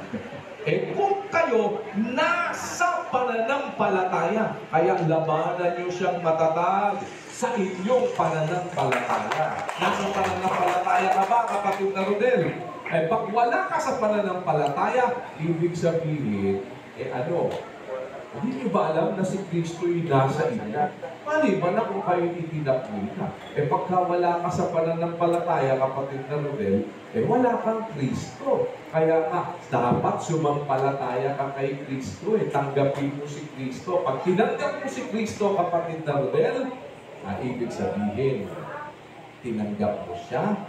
Ang lahat ng nabautismuhan kay Kristo, ibinigay si Kristo. Nasa pananampalataya ka, si Kristo nasa inyo. At kung nasa akin si Kristo, nasa akin ang mga sandata na ukol sa Espiritu. Na may nasusundan ka, kapatid na Rodel. Awa po ng Diyos, kuya. In that case, eto ngayon, kapatid na Rodel, tingnan mo. Kasi, ang kailangan mo, kaya kailangan ang sandata, at yung sandata mo, hindi teka-teka, kapatid na Rodel. Alam mo ba yung teka-teka, ano naman niyang baril niya? Teka-teka, bakit? Kinasa. Nung ikinasa, nalaglag yung bola. Di bola na baril. Ganun yung nakita natin dun sa may hahabuling, may hahabuling magnanakaw. Kinasa niya yung kanyang baril. Nung kasa niya yung baril niya gano'n, tigil! Sabi niya gano'n, pagkasa ng baril niya, yung bola ng baril niya nalaglag. Hindi nahabol niya, teka muna. Bakit? Ang baril mo, teka-teka si Kristo hindi baril na teka-teka. Hindi siya sandatang teka-teka. Siya ay sandatang laging hanggang kapatid na rin. Diba? Ayan ay napaka-efficient. At pagka yun ang gamit mo sa pakikipagbaka, sa pakikipaglaban, pag yun ang meron ka, kapatid na Rodel, tignan mo basa tayo. 8:31, tuloy mo. Kapatid na Rodel. Ng Roma. Roma 8:31. Ano ang ating sasabihin sa mga bagay na ito? Kung ang Diyos ay kakampi natin, sino ang laban sa atin? Kapatid na Rodel. Kung ang Diyos ay kakampi natin, sino ang laban sa atin? Hindi may laban tayo, Pero kung kakampi natin ng Diyos, sino ang laban sa atin? Ano ngayon, kapatid na Rodel, ang sabi, tuloy. Siya na hindi ipinagkait ang kanyang sariling anak, kundi ibinigay dahil sa ating lahat. Kapatid na Rodel, pagka pala kakampi mo ng Diyos, siya, yung kakampi mo ng Diyos, ibinigay ang wika, hindi ipinagkait yung kanyang sariling anak, kundi ibinigay dahil sa ating lahat. Totoo ba ibinigay? O hindi ba yung napaborito mo talata? Gayon na lang ang pagsinta ng Diyos sa sanglibutan. Ibinigay ang kanyang buktong na anak. Kung kakampi mo ang Diyos, nasa side ka ng Diyos, matatanggap mo yung ibinigay ng Diyos. Na yun yung kanyang anak. Yung ibinigay niyang kanyang anak, kapatid na Rodel, pinakamabisang sandata sa ating pakikipaglaban. Amen. Kaya ano ang sabi? Siya ang wika na hindi pinagkait yung kanyang sariling anak, kundi ibinigay dahil sa ating lahat. Bakit naman hindi ibibigay sa atin ng walang bayad ang lahat ng mga bagay? Kailangan mo. Kailangan mo ng sandata na sa pakikipaglaban na sa Espiritu. Hindi ba ibibigay sa iyo? Binigay niya nga yung kanyang buktong na anak. Sino ang magsasakdal ng anuman laban sa mga hirang ng Diyos? Ang Diyos ay ang umaaring ganap. Sino ang hahatol? Si Kristo Jesus na namatay. Oo, yaong nabuhay na mag-uli sa mga patay na siyang nasa kanan ng Diyos, na siya namang namamagitan dahil sa atin. Sino ang maghihiwalay sa atin sa pag-ibig ni Kristo? Yan. Hindi, maghihiwalay ba sa atin sa pag-ibig ni Kristo? Ang kapighatian? Ano ibig sabihin, kapatid na rin? Si Kristo, panglaban mo din yan sa kapighatian. Oo. Totoo ba? Kapatid na rin? Oo. Basta yun, kapatid na rin. Sama.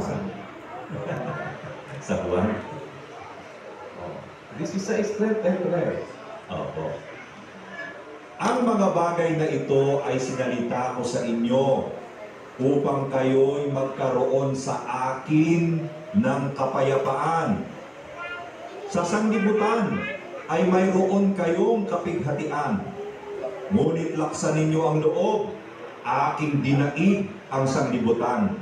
Kita mo, kapatid na Rodel, sino pang laban mo sa kapighatian? Si Kristo po. Kasi sabi niya, sa sanlibutan, meron kayong kapighatian, pero meron kayong panglaban. Ano panglaban mo sa kapighatian? Laksan ninyo ang inyong loob. Aking dinaig ang sanlibutan. Nakita mo, kapatid niya. Kung yung sanlibutan, dinaig niya. Yung kapighatian, nasa sanlibutan lang yun. Sanlibutan na nga yung dinaig niya. Naintindihan mo ba, kapatid na Rodel? Opo, kuya, mas malawak na yun. Bahagi lang ng sanglibutan yung kapighatian. Yan. O ang kahapisan, o ang pag-uusi, o ang kagutom, o ang kahubaran, o ang panganib, o ang tabak. Gaya ng nasusulat, dahil sa iyo kami pinapatay sa buong araw, kami ay nabilang na parang mga tupa sa patayan. Hindi, kundi sa lahat ng mga bagay na ito, tayo'y higit pa sa mga mapagtagumpay. Bakit mapagtagumpay? May laban nga, kapatid na Rodel bakit tayo higit pa sa mapagtagumpay? Dahil o sa pamamagitan niya kung sa atin ay umibig.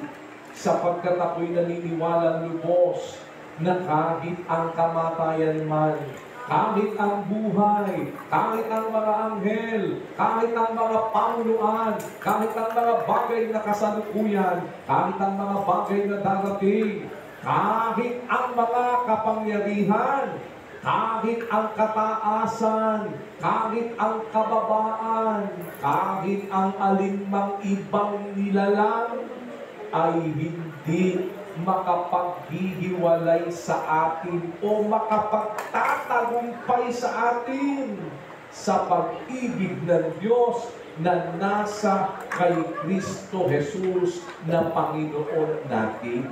Kita mo, kapatid na Rodel, madadaig ba tayo yun? Ba tayo hindi madadaig yun? Kaya tayo hindi madadaig yun. Nasa atin ang lahat ng sandahang panglaban sa mga. Alin yun? Hindi binigay ng Diyos. Hindi binigay ng Diyos, kapatid na Rodel. Hindi ba? Hindi niya ipinagkait ang wika ang kanyang anak. Kung hindi ang wika, ibinigay ang wika. Hindi pinagkarili niyang anak, kundi ibinigay dahil sa ating lahat. Kaya nga, ibinigay ng Diyos ang kanyang anak na bugtong upang ang sino mang sa kanya'y sumampalataya ay huwag mapahamak. Bakit hindi mapapahamak, kapatid na Rodel? Bakit ang sino mang sa kanya'y sumampalataya hindi mamamatay? Magkakaroon ng buhay na walang hanggan. Hindi mapapahamak. Hindi mapapahamak, hindi mamamatay. Magkakaroon ng buhay na walang hanggan. Kasi siya nga yung buhay.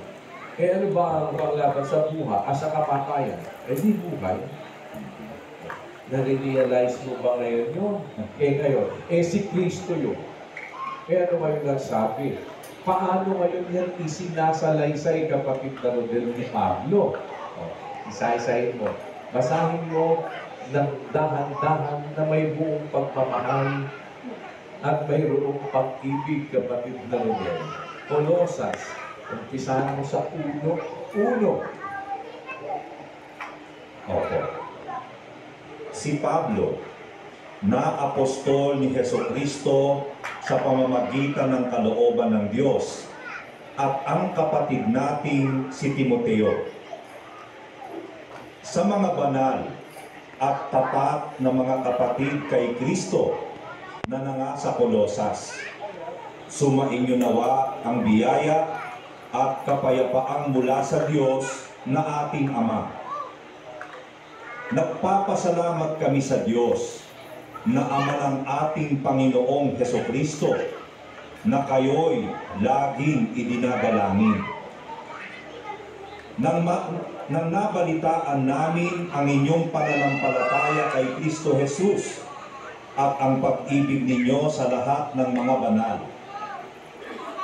Dahil sa pag-asa na natataan para sa inyo sa langit, na nang una ay inyong narinig sa salita ng katotohanan ng Ebanghelyo, na ito'y dumating sa inyo, gayon din naman kung paano sa buong sanlibutan na namumunga at lumalaganap.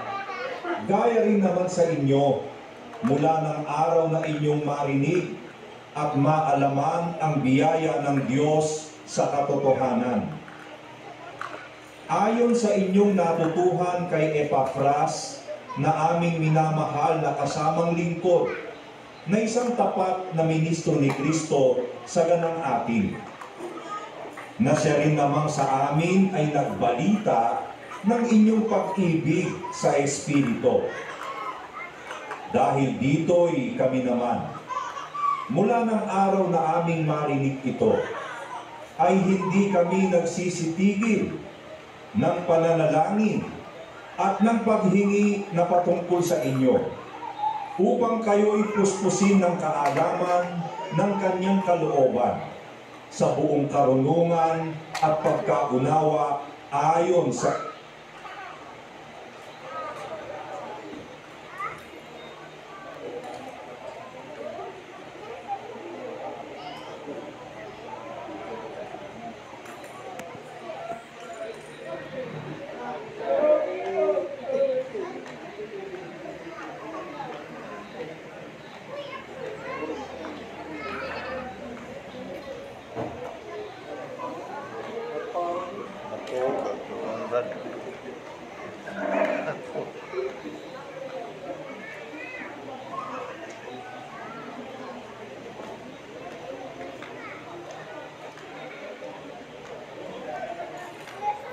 mga banal sa kaliwanagan, na siyang nagligtas sa atin sa kapangyarihan ng kadiliman at naglipat sa atin sa kaharian ng anak ng kanyang pag-ibig, na siyang kinaroroonan ng ating katubusan, na siyang kapatawaran ng ating mga kasalanan, na siya ang larawan ng Diyos na di nakikita, ang panganay ng lahat ng mga nilalang.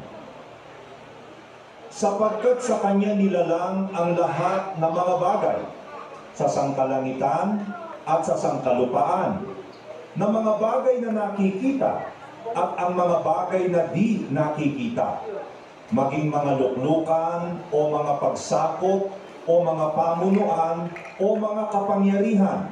Lahat ng mga bagay ay nilalang sa pamamagitan niya at ukol sa kanya. At siya'y una sa lahat ng mga bagay. At ang lahat ng mga bagay ay nangabubuhay dahil sa kanya. At siya ang ulo ng katawan. Sa makatwid bagay ng iglesia, na siya ang pasimula ang panganay sa mga patay, upang sa lahat ng mga bagay ay magkaroon siya ng kadakilaan.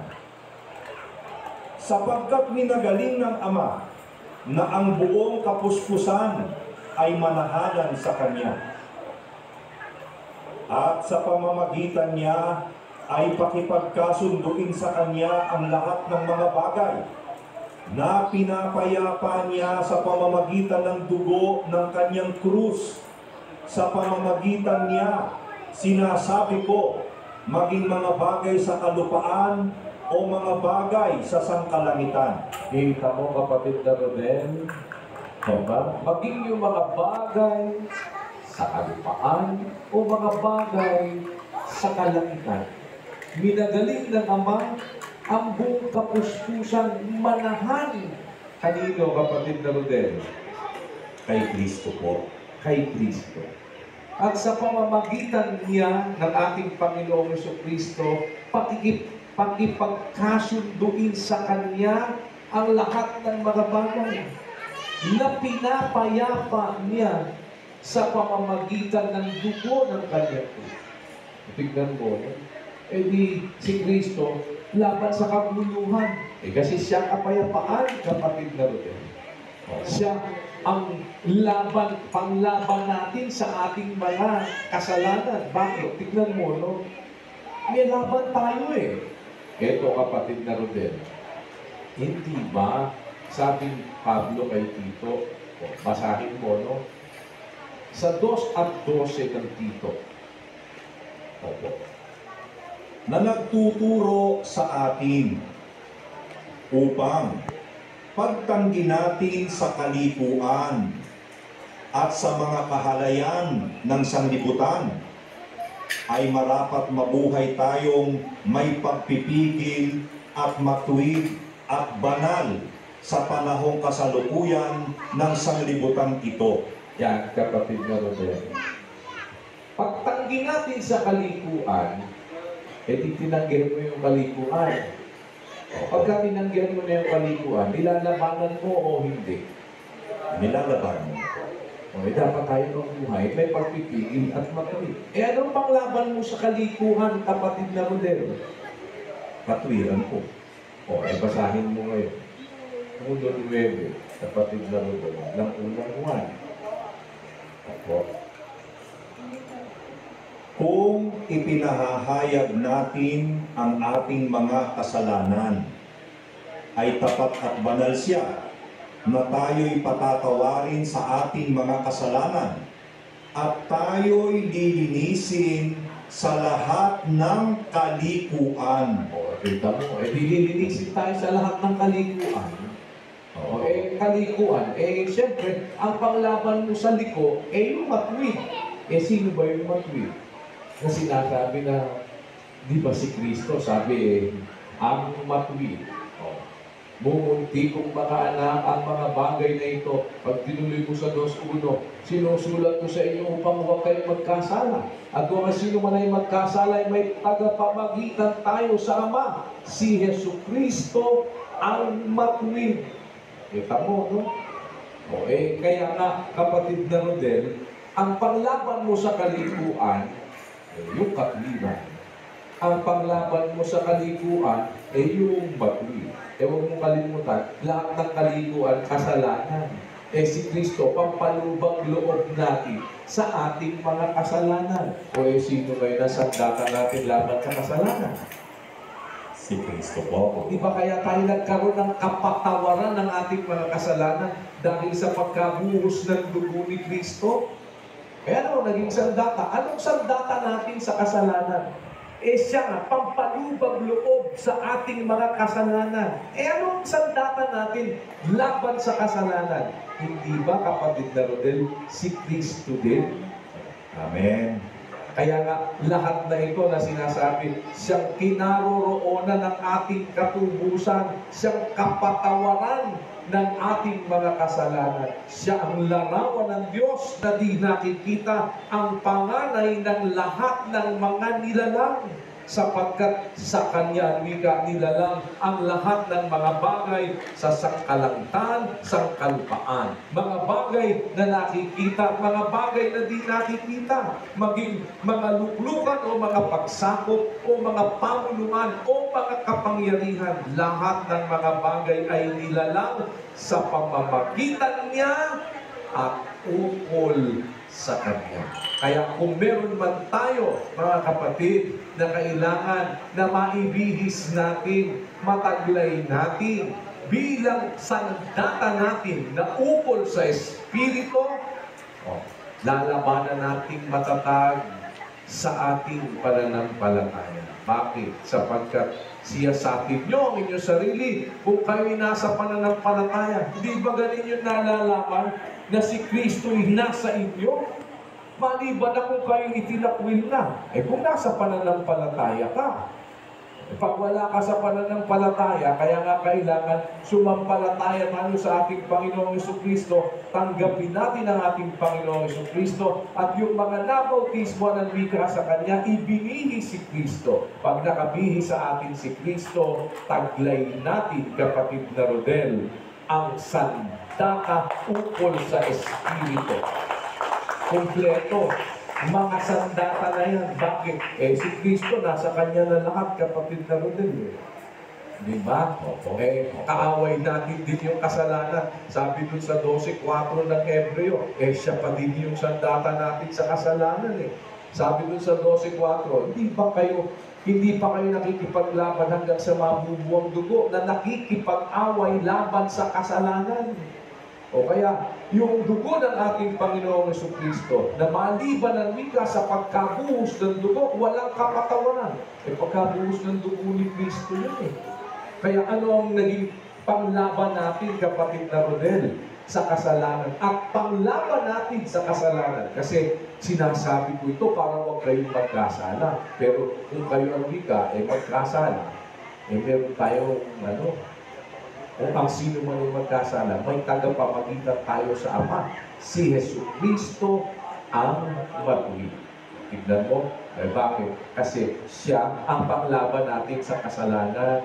Siya ang panglaban natin sa kalikuan, na pagkatapos natin tumanggi doon sa mga kalikuan, mabubuhay tayo, kapatid na Rodel, na may pagpipigil at matuwid at banal sa panahong kasalukuyan ng sanlibutan ito. Paano yung buhay na yun? Mabubuhay tayo kay Kristo. O pag nabuhay tayo kay Kristo, nabubuhay ka doon sa sandata ng ating pakikilaban na ukol sa Espiritu. At tayo ay higit pa, kapatid na Rodel, sa mapagtagumpay. Bakit higit ka pa sa mapagtagumpay? Pag ang gamit mong sandata, alam mong epektibo, kapatid na Rodel, may mananalo ba sa'yo? Wala. Walang mananalo sa'yo pagka ang sandata mong gamit-gamit. Alam mo, kayang gibain yung lahat ng kalaban mo. Ang kalaban mo, hindi. Sandata mong liwanag. Kalaban mo, sinungalingan. Sandata mo, katotohanan. Ano pa, kapatid na Rodel? Isipin mo pa ang lahat ng kalaban natin. At ang sagot na weapon, ang sagot na sandata, ang ating Panginoong Jesus. Laban mo sa kamatayan, buhay, siya yun, kapatid na Rodel. Diba? Ano pa? Mag-isip ka pa, Brother Joseph, may maiisip ka pa bang klase ng laban na hindi ang sandata mo mauuwi kay Kristo? Kaya nga, si Kristo ang pinauuwian ng kautusan. Bakit? Sa kanya talaga nauuwi lahat yan Bakit?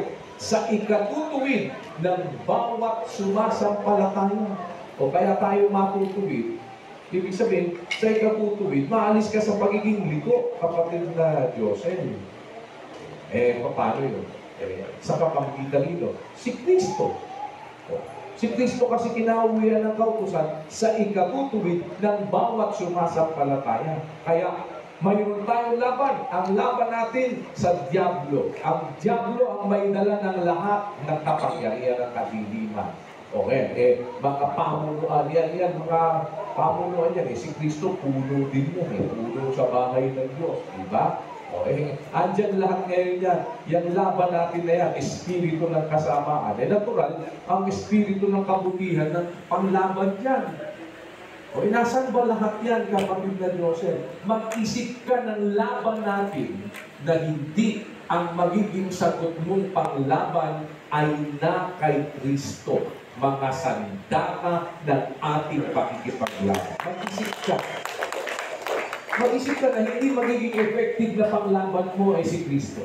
Si Kristo, salita ng Diyos, yung kalilimutan yan, kapangyarihan ng Diyos, karunungan ng Diyos.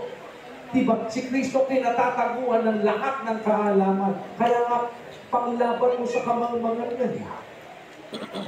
Ano pa? Pag-isip ka pa, kapatid na Joseph, pag meron kang masasabi na kalaban na hindi kaya ng ating Panginoong Jesucristo, wala, mahina yung Kristo mo na nakakilala. Pero yung Kristong kilala ko na anak ng Diyos, yung Kristo na karunungan at kapangyarihan ng Diyos, mabisa yan na panglaban sa lahat ng ating bagay.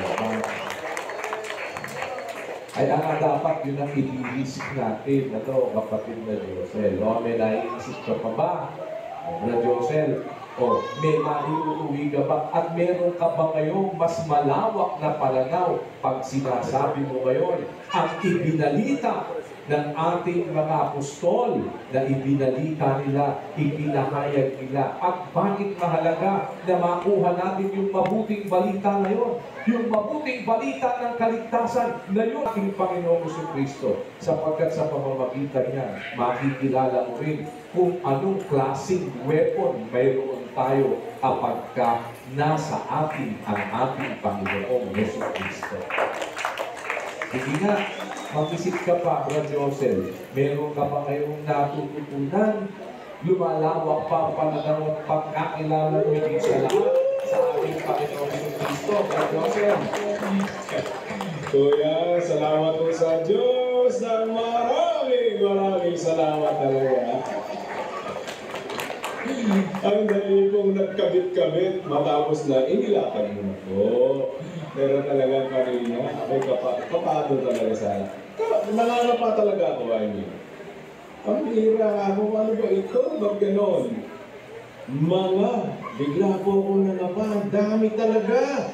Mga sandata ng ating pakikipaglaban. Marami ito. Ano-ano nga ba kaya ito? Kasi sa laki ng laban natin, maraming aspeto nga palang kakaharapin ka. At nakita natin nung maglatag po si Kuya, napakaganda naman talaga. Oo, ito po ay dati nating naririnig, pero hindi ko po napagkakabit-kabit sa isip ko, mga kapatid. At palagi ito, pareho kami natulog. Kanina kasi, pareho din kami nasagot dun sa sito na unang Pedro Dahil, dati na po nai-orienta tayo ni Kuya, laging dalawa po di ba mga kapatid? Pagka may kay Satanas, meron po sa Diyos. Ang sa Diyos mabuti, ang kay Satanas sa Diablo na kalaban natin, masama. May dilim, may liwanag. May kasalanan, may pagpapakabanal. May lunas sa pagpapakabanal. May kalikuan, may katwiran. May kamatayan, may buhay. May kasinungalingan, may katotohanan.